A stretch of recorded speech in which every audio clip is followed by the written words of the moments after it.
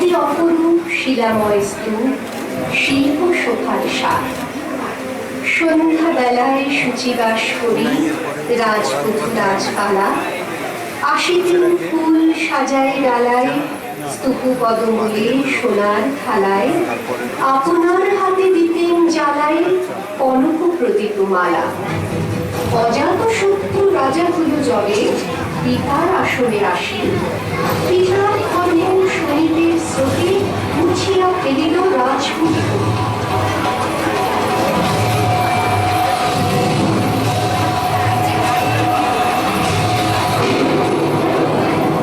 সবিল যজ্ঞ অনয় আলোতে বৌদ্ধ শাস্ত্র রাশি, কহিল ডাকিয়া অজাত শত্রু রাজকরুণারে সবে, বেদ ব্রাহ্মণ রাজা ছাড়া আর কিছু নাকি হবে পূজা করিবার।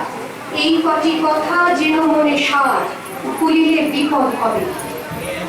সেদিন শারদীবা অনুসার শ্রীমতী নামে সে রাশি, পূর্ণ শীতল শরীরে রাখিয়া পুষ্প প্রদীপ থালায় বাকিয়া, রাজমহিষীর চরণে চাহিয়া নীরবে দড়ালো আসি। শিহরি সভয়ে মহিষী কহিলা, এ কথা নাকি কি মনে? অজাত শত্রু করেছে রচনা, স্তূপে যে করিবে অর্থ রচনা, শুলের উপরে মরিবে সেচনা, অথবা আসন। সেখান থেকে ফিরে গেল চলে ফিরে বধূ অমিতার ঘরে, শঙ্খে রাখিয়া স্বপ্ন মধু, বাঁধিতে ছিল সে দীর্ঘ চিহু, আঁকিতে ছিল সে যত্নে সিঁধু, সীমন্ত সীমাবয়। শ্রীমন্দিরে গিরি বাকি কেন দেখা, খাওয়া কেন তার কহিল, কি সাহস বলে এনেছিস পূজা, এক্ষুনি যা চলে। কি কোথা দেখিবি বুঝিলে বাহিনী ভীষণ বিপদ পা। অস্তরবীর রশ্মি আখায় খোলা জানালার ধারে, কুমারী শুক্লা বসিয়ে কাহিনী পড়িতে নিরত কাব্য কাহিনী। চমকে উঠিল শুনে কিঙ্কি, চাহিল দেখিল তার। শ্রীমন্দিরে গিরি পুঁথি রাখি ভুল, দ্রুত পদে গেল কাছে, কবে সত্যি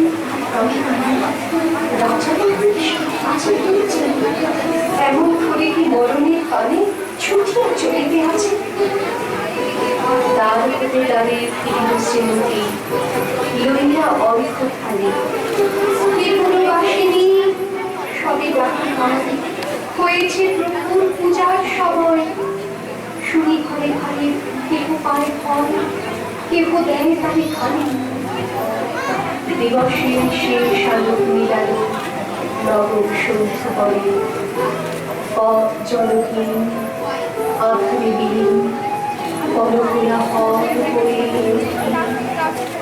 আরতি ঘণ্টা ধ্বনির প্রাচীন রাজ দেবালয় ঘরে। শারদ ঋষি স্বচ্ছ তিমিরে তারা অগণ্য চলে, সিংহ দুয়ারে বাজিল বিশাল, বন্দিয়া ঘরে সন্ধ্যার তান, মন্ত্রণা সভা হল সমাধান। আমার সকল দেহে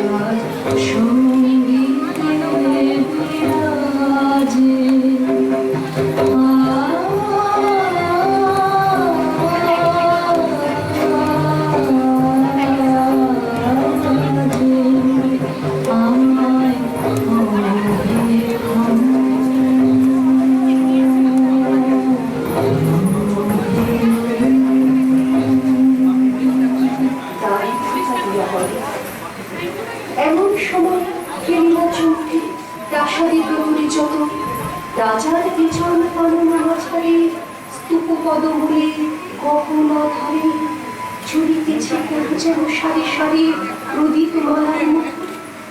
মুক্ত কৃপানে পুনরক্ষক তখনই ছুটিয়া আসি শুধালো, কে তুই ওরে তরুমতি, মরিবার তবে করিস আরতি?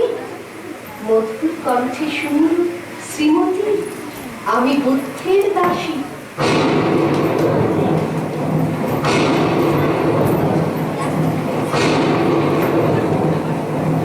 সেদিন শুদ্ধ বাসার ভারতে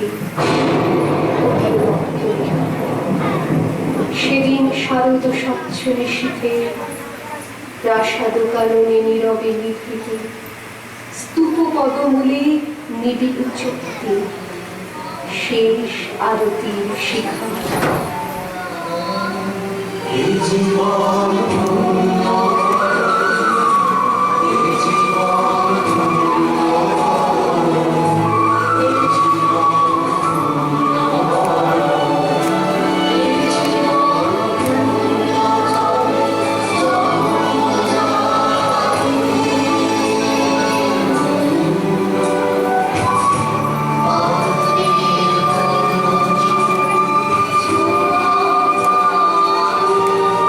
জীবন